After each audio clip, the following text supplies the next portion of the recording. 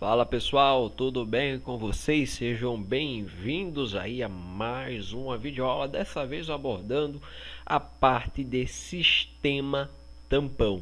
O objetivo dessa aula é desmistificar um pouco mais essa parte da bioquímica que causa um pouquinho de dor de cabeça aos estudantes. É válido lembrar que as fórmulas matemáticas que serão expostas aqui não servem para assustar vocês, tudo bem? Vão com calma, respirem fundo que vocês vão entender tudo nesse vídeo, fechou? Então, sangue no olho, café na xícara, vem comigo.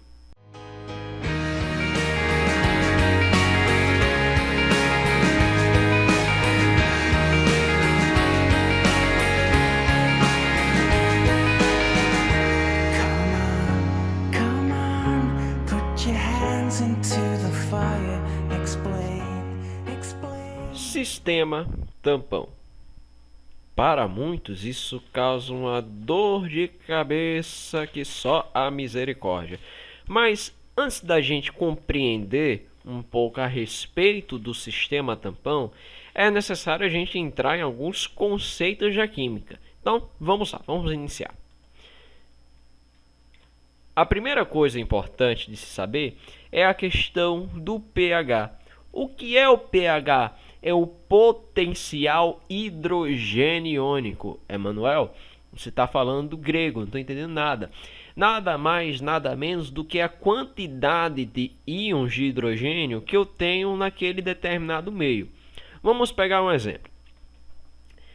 A água de torneira. Note que a água de torneira ela está em aproximadamente 7. Quando nós temos esse valor 7 para a medida de pH, significa que a água da torneira é basicamente neutra, certo? Ou seja, ela é levemente neutra. Ela tanto pode ser neutra, como também pode ser levemente básica. Por quê? Qual é a diferença? Bom, o pH 7 é o que a gente chama de pH neutro, ou seja, a quantidade de íons H+, certo? A quantidade de H+, é basicamente igual é igual à quantidade de OH-, certo? H+ é um cátion, OH- é um ânion. Então, com o pH igual a 7, nós temos essa situação em que a concentração de H+ está igual à concentração de OH-. Fechou? Beleza. Nós temos aqui o ácido clorídrico, o famoso HCl. Ele é bastante ácido, não é? O ácido sulfúrico utilizado na bateria de automóveis, o vinagre, suco de limão. O famoso Guaraná, ele tem pH 4, tá? Refrigerante Guaraná, pH 4. Café, se não me engano, pH aproximadamente 5. A soda cáustica, utilizada para desentupir, tem pH 9, bastante básica. E a clara de ovo, pH de 8,5. Sabonete, pH 10. Leite de magnésio, utilizado aí para quem tem gastrite, né? 10,5. O alvejante e a água sanitária, pH 13. Muita gente achando que a água sanitária aí é um ácido, quando na verdade é uma base. É importante salientar que o termo ácido ou o termo base não significa que um seja ruim, por exemplo, o ácido, e a base seja boa. Não, certo? Ambos são corrosivos, tá? Tanto o ácido quanto a base são corrosivos. Mas se você for observar, nós temos justamente ácido clorídrico no estômago. Então isso significa dizer que nem todo ácido é ruim para a gente. Ah, Manuel, então isso significa que eu vou tomar ácido clorídrico porque você diz que faz bem para o estômago? Não é bem assim. O ácido clorídrico ele é utilizado pelo nosso estômago, especificamente lá, porque lá é que tem uma estrutura para aguentar o pH bastante ácido do ácido clorídrico, para poder fazer a digestão, certo? Então, ele é preparado justamente para esse pH ácido. Então, recapitulando, Se eu tenho um pH abaixo de 7, um pH menor que 7, eu tenho um ácido. 6,9 é ácido. 6,8 é ácido. 0 é muito ácido. Se o pH é 7, eu tenho um pH neutro, ou seja, a concentração de H+ é igual à concentração de OH-. E se eu tenho um pH maior que 7, o pH acima de 7, eu tenho uma substância básica ou alcalina, certo? Básico e alcalino é a mesma coisa, tudo bem? Então, qual é a fórmula matemática utilizada para medir a concentração desses íons de H+? Para medir o pH, justamente menos o logaritmo de H3O+. Esse H3O+, é o que a gente chama de íon hidrônio, mas também podemos representar o H+. Emanuel, de onde veio esse H3O+? Note, disso daqui, ó. Eu tenho o hidrogênio, certo? Com uma molécula de água. H2O. Então o que acontece? Eles se juntam. Quando eles se juntam, forma justamente o íon hidrônio, H3O+, numa solução aquosa. Fechou? Ácido. O que vem a ser um ácido? A gente já sabe que o pH de um ácido é um pH menor que 7. Desculpem só a caligrafia que estou escrevendo isso com o mouse, tá, pessoal? Então, pH aqui é menor que 7 para ácido. Beleza. Quais são as teorias químicas? A primeira, teoria de Arrhenius, muito utilizada para os alunos de ensino médio, é que um ácido é uma espécie química que em solução aquosa vai liberar o cátion H+. Só que nós temos um outro tipo de conceito para ácido. Nós dizemos que um ácido, ele é a substância, é um composto que em solução aquosa ele vai doar um próton, ou seja, ele doa esse H+. Nessa formulazinha aqui, nós temos a dissociação do ácido clorídrico, a ionização do ácido clorídrico, perdoe. O que acontece? Em solução aquosa, esse ácido clorídrico libera o íon H+ e Cl- em solução aquosa. Note, eu não tenho a presença de água aqui? Beleza, eu poderia formar o íon hidrônio, aquele H3O+, só que aqui eu resolvi representar como sendo H+. Beleza? Tudo tranquilo? Vamos lá, prosseguindo. Esse camaradinho aqui é o que a gente chama de ácido etanóico ou ácido acético, certo? Essa setinha que uma vai a outra volta significa equilíbrio. Beleza, o ácido acético ou ácido etanóico, ele vai dissociar, nota, ele perde um próton, ele perde um hidrogênio, libera H+ para o meio e forma um sal. Na biologia, a gente chama esse sal aqui de acetato, certo? E a gente diz que esse hidrogênio aqui, que foi liberado para o meio, nós dizemos que o ácido acético, ele simplesmente desprotonou. O que é desprotonar? É justamente liberar esse H+, tudo bem? Então, nós já vimos aqui o conceito de que um ácido tanto pode ser uma espécie química que em solução aquosa libera o íon H+, como também ele pode ser um composto que em solução aquosa vai justamente doar esse H+. Então aqui nós temos alguns exemplos, né, de ácido. Nós temos aí o ácido clorídrico. Esse daqui na química orgânica a gente chama ele de ácido metanóico. Por que ácido metanóico? Met apenas de um carbono e óico de ácido carboxílico. Então fica metanóico. Ou também o nome popular é o ácido fórmico, que é justamente esse ácido que as formigas têm e faz com que você tenha aquela sensação de coceira, de acidez. Justamente é esse ácido, ácido metanóico, tudo bem? Temos também o ácido carbônico. Qual é a importância do ácido carbônico? Eu tanto tenho ele nos refrigerantes, como também ele vai ser muito importante para manter o pH do nosso sangue. E claro, a gente não podia deixar de falar dela, da chuva ácida, aí com o ácido sulfúrico, certo?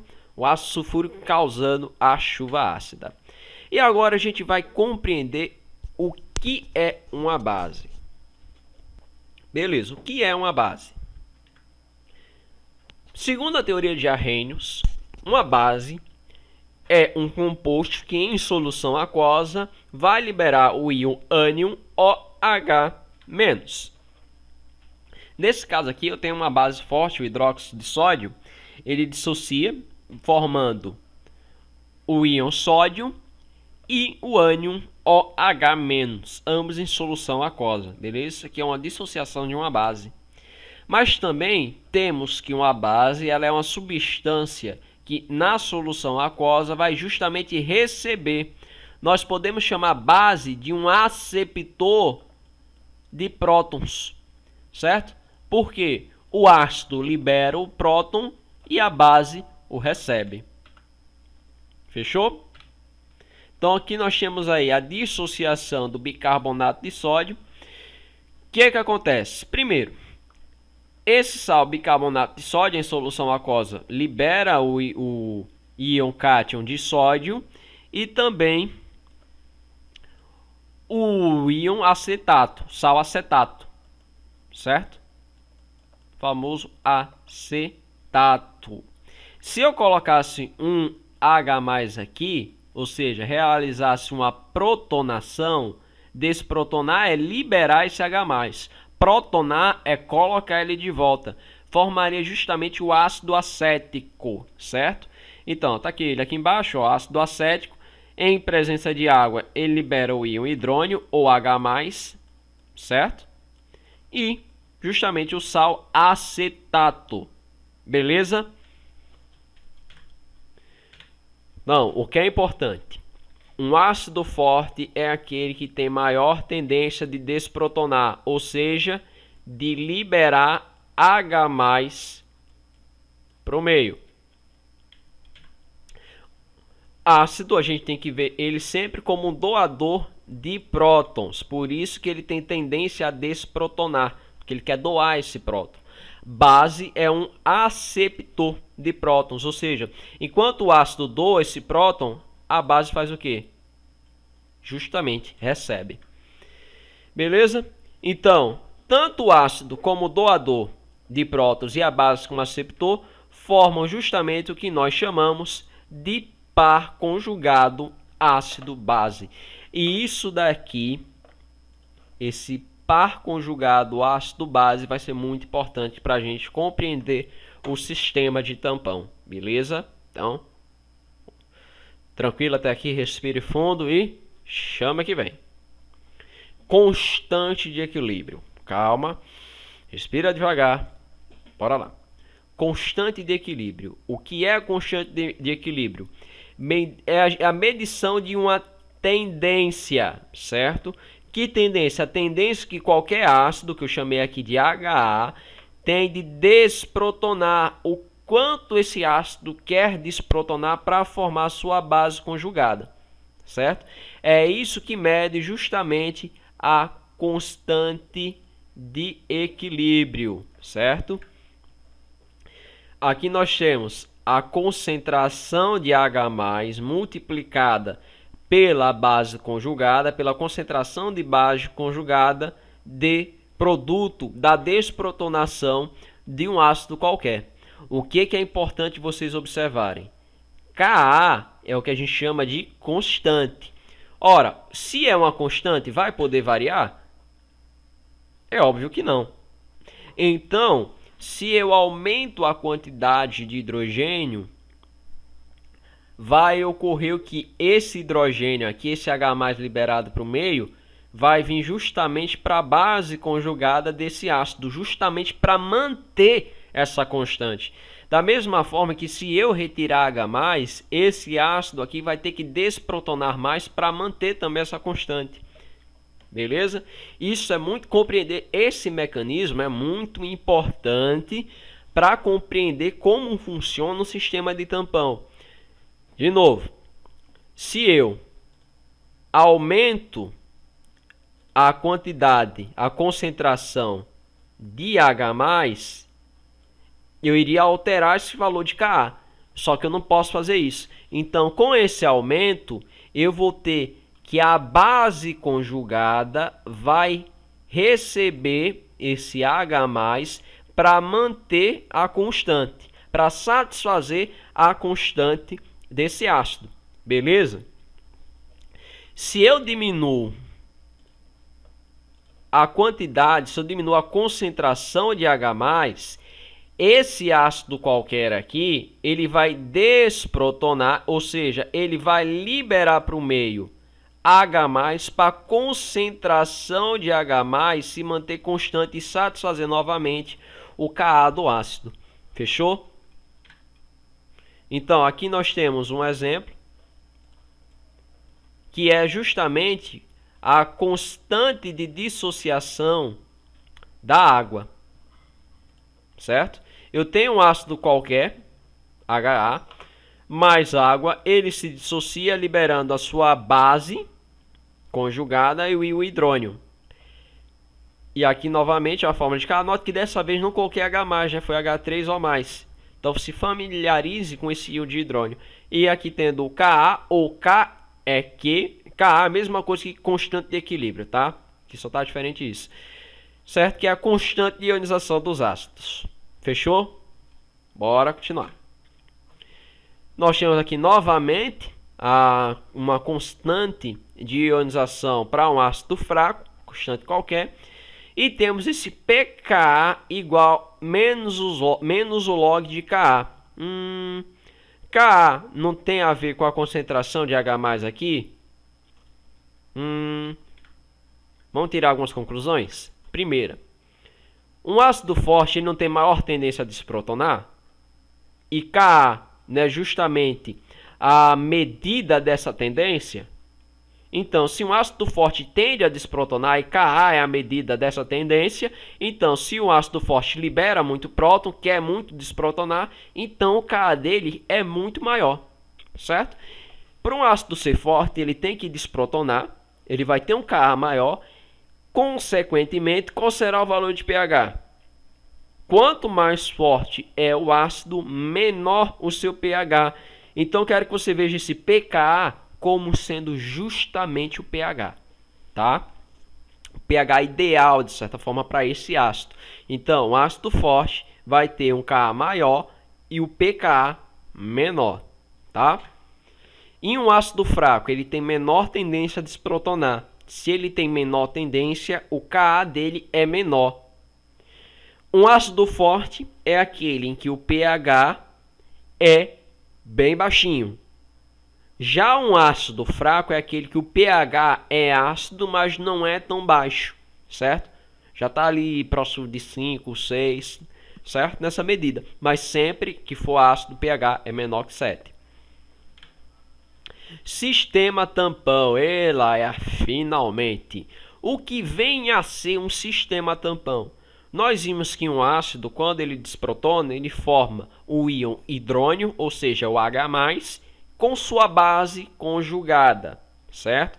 Então, um tampão nada mais é do que um ácido fraco com sua base conjugada, com o objetivo de manter a variação da taxa de pH até uma determinada concentração desses íons, ou seja, ele vai restringir, ele vai controlar um pouco mais essa variação, ele não vai permitir que a variação de pH seja brusca, seja muito rápida, certo?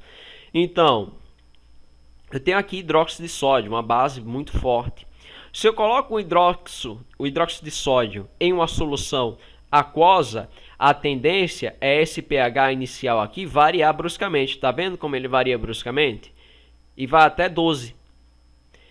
Se eu coloco uma solução tampão, tá vendo que esse pH aqui varia bem pouquinho? Ou seja, o tampão restringe essa variação. Então nós temos aqui um conceito mais específico para um sistema tampão. São sistemas aquosos que tendem a resistir à mudança de pH quando pequenas quantidades de ácido, ou seja, de íon H+, ou base OH-, são adicionadas à solução. Consiste em um ácido fraco e sua base conjugada. Beleza? Por que isso é importante? Nós temos aqui velocidade da reação e valores de pH. Toda vez que eu tenho um gráfico falando de velocidade de reação, automaticamente pense em enzima, meu caro. Enzima são moléculas extremamente específicas. Então, se elas são muito específicas, isso significa dizer que até mesmo a taxa do pH é uma taxa específica. Nós temos a enzima pepsina, que é adequada a trabalhar em um pH ácido do lado do estômago, porque a pepsina ela vai estar justamente no estômago. E no estômago eu tenho o que? Ácido clorídrico. Se eu tenho ácido clorídrico, o ácido clorídrico é um pH forte. Beleza, perdão, é um ácido forte. Então o pH dele é bem baixinho. A enzima pepsina ela é adequada a esse pH. Então, se eu tenho uma variação muito grande de um pH, por exemplo, se esse pH do estômago do nada vira um pH ácido bruscamente, a tendência é que essa enzima, como enzima é proteína, a tendência dela é desnaturar. E se a enzima desnatura, não tem mais reação, porque nosso metabolismo é totalmente dependente de enzimas. Então, se eu tenho essa especificidade da enzima, no caso da enzima aí, pepsina, que está no nosso estômago com pH muito ácido, se eu vario esse pH bruscamente, a tendência da enzima, logicamente, é o que? Desnaturar. Sem enzima, não tem reação, não tem metabolismo e você já sabe o que pode acontecer, não é isso? Então, continuando. Aqui nós temos justamente um gráfico que aborda um sistema tampão de ácido acético, certo? Então, note, esse pH aqui, à medida que eu vou adicionando uma concentração específica de hidroxila, ele vai aumentando. Eu coloquei 0,1 de hidroxila. Olha só o boom que deu esse pH. Tá vendo? Só que aí entrou numa região em que essa variação não se tornou tão abrupta. Ela começou a ser um pouquinho mais lenta. Tá vendo só? Essa região toda aqui é o que a gente chama de região de tamponamento, certo? Ou seja, vai de 3,76 até 5,76. Isso daqui é a região de tamponamento. E aqui nós temos um ponto específico, onde o pH é igual ao pKa do ácido. Um pKa de 4,76. Esse pKa aqui, ele determina justamente a zona de tamponamento. Um pKa de 4,76, então o tampão vai ser de 3 até 3,76 e até 5,76. Beleza? Tá claro isso aí? Notem também o seguinte, nesse ponto aqui, o ponto que a gente pode dizer que é um ponto equimolar, a concentração do ácido é igual à concentração da base. Ou seja, a concentração de ácido acético é igual à concentração de acetato, nesse ponto aqui que a gente chama de ponto equimolar, beleza? Então, passando disso, eu posso adicionar até certo ponto a quantidade de hidroxila. Se eu passo dessa concentração determinada, aí não tem mais condições, o tampão não funciona e o pH tende a aumentar porque eu estou adicionando uma base forte, beleza? Continuando. Nós temos aí a curva de titulação. Para que serve uma curva de titulação? Foi basicamente isso aqui que a gente viu, tá? A gente vai adicionando base até o pH ficar neutro, ou seja, até todo o ácido ser consumido. E aí a gente mede a quantidade de ácido com base na concentração de hidróxido de sódio, concentração de base que a gente colocou na solução. Beleza? Então, aqui está o procedimento. A gente adiciona uma base forte em pequenos incrementos até que o ácido seja consumido ou neutralizado, é a mesma coisa, até que o pH fique 7. Então, a concentração do ácido ela vai ser dada a partir do volume e concentração da base que foi adicionada. Beleza? E aí temos mais um exemplo dessa curva de titulação. Note que ela não tá com tampão, então isso varia abruptamente, certo? Tá vendo aqui a variação? Meu Deus, enorme. Outra coisa que é muito importante, a constante de equilíbrio da água. Eu preciso saber de valor, isso vai depender do seu professor, certo? Mas eu particularmente não considero que o valor seja importante, tá? O que que a gente faz? Quando a gente adiciona hidróxido de sódio na solução, ele vai liberar OH-. Beleza. Esse OH- vai se unir a esse H+ aqui para formar água. A formação de água não interfere em nada o pH da substância, tá? pH da solução. Mas essa formação de água, a partir da liberação de hidroxila, vai ser para satisfazer a constante de equilíbrio da água, certo? Ao mesmo tempo em que um ácido ele vai também querer satisfazer sua constante de equilíbrio. Então, ele tem uma tendência a ter uma determinada concentração de ácido, uma determinada concentração de base. Se essa concentração variar, a tendência dele é agir como um tampão para manter sua constante. Tá? Lembra lá quando a gente trabalhou sobre a constante de equilíbrio, que a gente variou a concentração de H+, aí com a variação da concentração de H+, a base captura esse H+ para manter constante a constante de equilíbrio do ácido?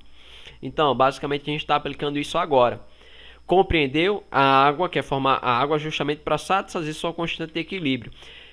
No caso de um tampão de acetato, o ácido acético ele vai desprotonar, dependendo do que estiver acontecendo no meio. Por exemplo, o pH está aumentando em virtude do consumo de H+. Então, o que o ácido acético vai fazer? Ele vai desprotonar para satisfazer a constante de equilíbrio dele, formando H+ e sua base conjugada, que é o o acetato. Então, eu estou fornecendo OH+ para o meio, certo? Quando eu forneço OH+, concorda que é base? A tendência é o pH aumentar, não é? Só que o ácido acético ele faz o quê? Ele desprotona para manter sua constante de equilíbrio. Então, quando ele desprotona, ele libera H+ nessa região. Ele libera H+. Então, esse OH se junta com H+ liberado pelo ácido acético e forma água. E o ácido acético se transforma em acetato, certo? Consequentemente, se eu forneço H+ para o meio, esse H+ ele vai ser capturado justamente pela base, certo? Pelo acetato, e vai formar justamente quem? Um novo ácido acético. Só que esse ácido acético vai estar o quê? Protonado. Ele vai estar com seu próton, certo? Tá claro isso aí? Aqui está desprotonado e aqui está protonado. Então aqui nós temos novamente mais um gráfico falando justamente a respeito desse tampão, certo? O tampão de acetato. Novamente, eu tenho uma quantidade de hidroxila sendo adicionada, uns pontos de tamponamento, a região de tamponamento, o ponto equimolar, onde a concentração do ácido é igual à concentração da base, e o pKa, onde eu tenho o ponto justamente equimolar, onde o pH é igual ao pKa, que vai satisfazer justamente aquelas condições que a gente já estudou anteriormente, beleza? Nós temos dois tampões principais dentro da biologia. No caso do citoplasma da célula, que tem um pH que varia de 6,9 a 7,4, a gente usa um tampão de fosfato. Aqui está ele, uma reação de equilíbrio, tá? Se o meio estiver querendo ficar mais básico, a gente libera, ele vai desprotonar, o ácido fosfórico ele vai desprotonar justamente para manter a acidez do meio. O pKa dele é 6,86. Consequentemente, a zona de tamponamento vai até 7,9. Vamos arredondar aí. Até 7,9, 5,9. Está aqui justamente aqui em cima, ó, entre 5,9 e 7,9. Isso aqui com certeza você já compreende já como funciona isso. Se não compreende, volta um pouquinho a aula, assiste de novo, até entender. Se tem dúvida, joga nos comentários aí pra gente responder, fechou? E o tampão de bicarbonato, como é que funciona? O tampão de bicarbonato, ele é principalmente utilizado aí pelo nosso sangue. Se eu tenho uma reação de oxidação da glicose, eu libero CO2 e água para o meio. Esse CO2 e água vai formar justamente o que a gente já viu antes, o H2CO3. O H2CO3 é o ácido carbônico, que é fraco, certo? Beleza. Se eu quebro aminoácido, eu vou precisar capturar o H+ do meio. Então, se eu capturo o H+ do meio, esse pH aqui, ele tende a subir, ou seja, ele tende a ficar básico. Nesse caso aqui, ele tende a ficar mais ácido, ou seja, ele tende a cair, certo? E no caso da respiração anaeróbica, quando se faz um exercício físico muito pesado, exagerado, você vai liberar piruvato com NAD+, formando lactato e H+, que vai ter a mesma situação, pH nesse caso também vai cair. E para evitar essas oscilações, a gente usa o tampão de bicarbonato. Então aqui a gente tem um exemplo de justamente como funciona esse tampão de bicarbonato, certo? Então bora lá dar uma olhada. Se eu estou fazendo uma atividade física muito intensa, eu estou liberando H+ para o meio, certo? Quando eu libero esse H+, o meu tronco encefálico ele vai notar a diminuição do pH. Consequentemente, ele altera a frequência respiratória. Então, o que eu faço? Se eu liberei H+ para o meio, eu vou protonar o ácido carbônico, ou seja, o bicarbonato estava aqui desprotonado, ele captura esse H+, formando o ácido carbônico. O ácido carbônico ele vai dissociar formando CO2 dissolvido em água. Esse CO2 vai para o pulmão, onde ele vai ser transformado em sua forma gasosa e será liberado na respiração. Mas se eu quebro aminoácido, eu estou capturando esse H+. Se eu capturo, eu estou removendo o H+. Quando eu estou removendo, novamente, a tendência do sangue, a tendência do pH, o que? Se eu estou removendo H+? De subir, certo? Se eu tiro o H+ do meio, se eu diminuo a concentração de H+, o pH sobe, porque vai ficar o que? Vai ficar mais básico. Se o pH sobe, meu tronco encefálico nota e vai alterar mais uma vez a velocidade da respiração. Mas qual vai ser a intenção dessa vez? De formar ácido carbônico para desprotonar. Então, tirei H+. Quando eu tiro H+, o dióxido de carbono que está nos pulmões, ele vai ser dissolvido em água, vai formar o ácido carbônico, que vai desprotonar, liberando H+ para o meio e mantendo a acidez, ou melhor, mantendo os níveis de pH do sangue. Mas se eu tenho um caso em que ocorreu a diminuição do sangue, a diminuição do pH sanguíneo, eu tenho um quadro de acidose metabólica. Quais são os sintomas? Dor de cabeça, diarreia e vômito. Consequentemente, a gente vai ter também estupor, ou seja, um quadro de inconsciência, convulsões e coma. Isso está em casos de acidose grave, certo?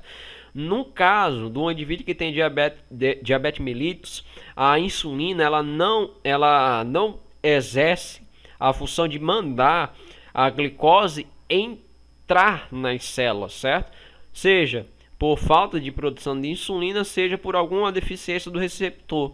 Então, se eu não tenho a insulina se eu não tenho a glicose entrando dentro das células, isso vai levar a um acúmulo de dois ácidos, o beta-hidroxibutírico, certo? Beta-hidroxibutírico e o ácido acetoacético. Então, o hidroxibutirato, esses nomes de biologia são ótimos, né?